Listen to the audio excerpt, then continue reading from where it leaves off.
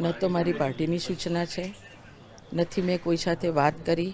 હા, ભરતભાઈ શાહ સવારમાં આવ્યા હતા અને અમારે પદમલા મારા શ્રી આવ્યા છે એટલે દર્શન કરવા જવાનું હતું.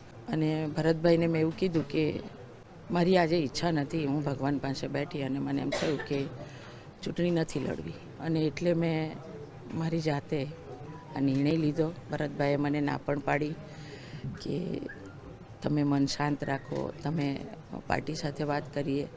મેં એવું કીધું કે ના, પાર્ટી તો મને આપી જ છે ને, પાર્ટી ક્યાં ના પાડે છે, પણ મારે નથી લડવી અને એટલે મેં અમારી જાતે ઈચ્છાથી.